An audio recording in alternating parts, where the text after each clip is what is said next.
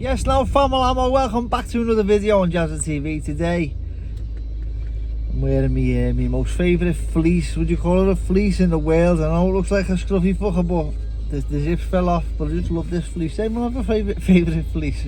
Because I do. But anyway, today's topic, we're going to get into what I've seen a lot recently, actually, being on the managerial side of things.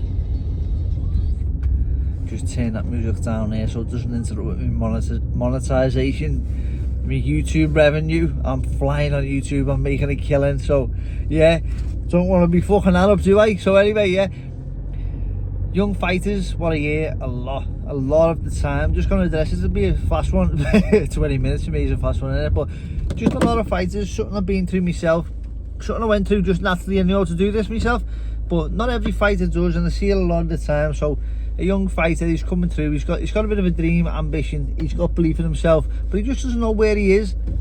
And a lot of the time you compare yourself to other fighters and you say like,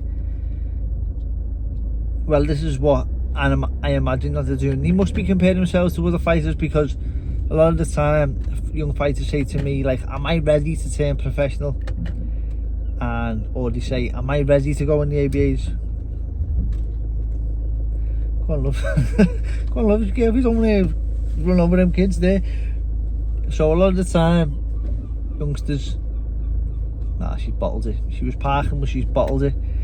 She got off, the pressure got to her. But anyway, the youngsters sometimes, they say like, am I saying this for the 5th time? Fucking hell, am I on repeat here? It's like a broken record. So they say, have I got it to do what it takes to turn pro, or have I got what it takes to win the ABAs? Someone's in the ABAs, they're in the regional areas, they don't know what it's going to be like. Now the levels are going up, people say the levels, it's going to get harder and stuff like that. Yeah, it is, of course it is, that's natural, isn't it? But a lot of the youngsters,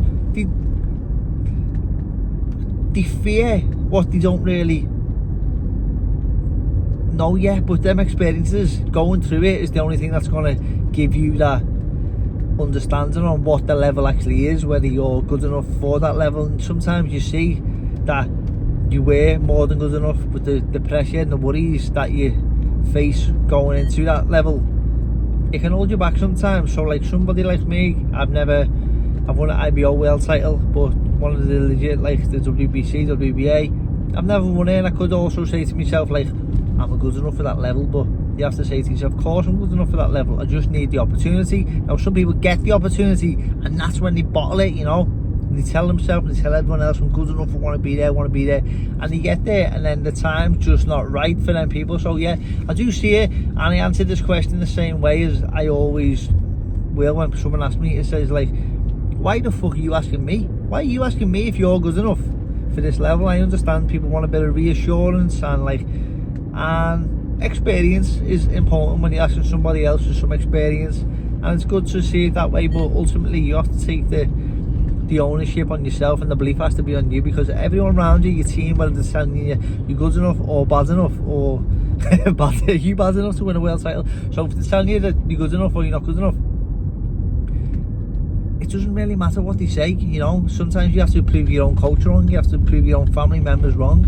And if you've got a dream and you desire something, you have to say to yourself, you know what, I am going to do this no matter what they think. I can see how it looks, I can see from the outside. My last fight there, it was 10-1 underdog, and I'm just laughing to myself. It's getting worse and worse and worse, and like the odds are getting wider and wider and wider, and I'm just laughing to myself saying, I know what I'm capable of, I know what I'm going to do. It doesn't matter what everyone else sees. So sometimes you just have to say, yeah, I am good enough, I am going to win it, I am going to show everyone I am a Great Britain kid, I am a professional athlete, I am going to do what I'm going to do, and then I'm going to turn pro. You don't always need the way, you don't always need how to go about it. All you need to know is that you're good enough and you can, and believe in yourself. So that's my little thing there. So see the ABAs are going on at the minute, and a few kids have said it to me, a few young men have said to me like, am I good enough to win the ABAs and turn professionals? I always say your life is going to be a lot easier if you win the ABAs. They're called the senior elites now, aren't they? I don't like calling them that, but that's what they are called, the senior elites, which was the ABA title, and they're going on at the minute. And a few youngsters are saying to me like, what do you think about turning pro, am I good enough and stuff like that, but yeah, you have to just believe that you're going to do it, make your mind up before you've already done it, and the level of opposition sometimes is only ever going to be as good as you allow them to be, so don't put the ownership on them, put it on yourself. And yeah, if you are one of the youngsters now who's in the ABAs, the senior elites, then best of luck, and do the business, and I'll see you on the professional side, because if you do win the ABAs and you do win the senior elites and you do go all the way and you do win it, your life's going to be a lot easier turning professional, because an ABA title, this is sounding mad this to people who don't know boxing, because they think there's a lot of money for the youngsters in boxing. There's a lot of money in boxing. Everyone claims that there isn't, but everyone's still in boxing, you know, trying to get the money what's available, and there is, but there's a bit of a divide. The people at the top get most of the money, the people at the bottom, so they don't get much. So if you're turning professional on the back of winning not winning the ABAs, then you're going to be one of them people who needs to go to work, who needs to subsidise your boxing career with a job. You need to sponsor yourself. Does that make sense? You need to endorse yourself by going to work. Now, what I would call that a semi-professional athlete, maybe. You want to be a pro, but you just haven't got the time to commit, because rest is more important than training sometimes.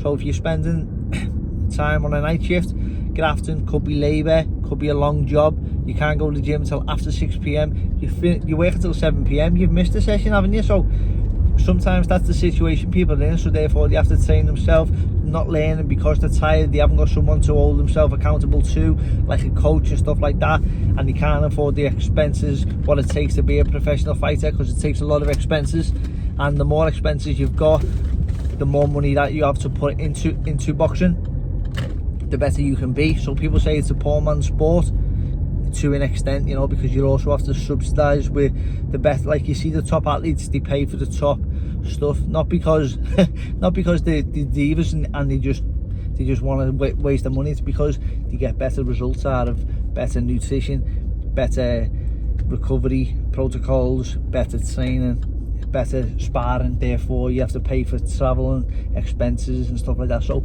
yeah, it's not going to be cheap, so therefore winning the ABAs will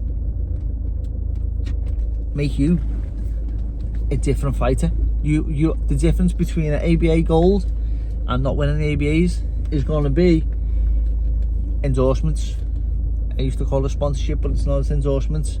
That's going to be the difference. You're gonna, am I reversing around the car park here? Some jockey me. So yeah, that's going to be the difference. Your life is going to be just different if you win if you get good sponsors to back you because they believe in you, because they're believing in the results that you've gone and got for yourself. Then the world will be a lot easier. It's not sitting on your ass. You can go and work for yourself in a different area. You can create your own business outside the boxing if it's finances that you're chasing. But if you have to work for someone else on top of fighting as a professional athlete as well, you're missing a session a day because you have to give it to the boss in work and stuff like that.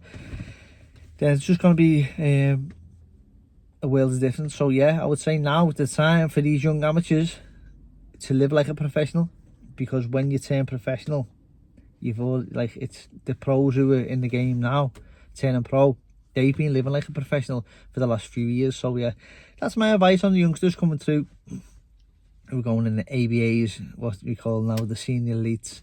So yeah, I'm going to go in the gym as a professional now, and you have a lovely day, Family Ammo.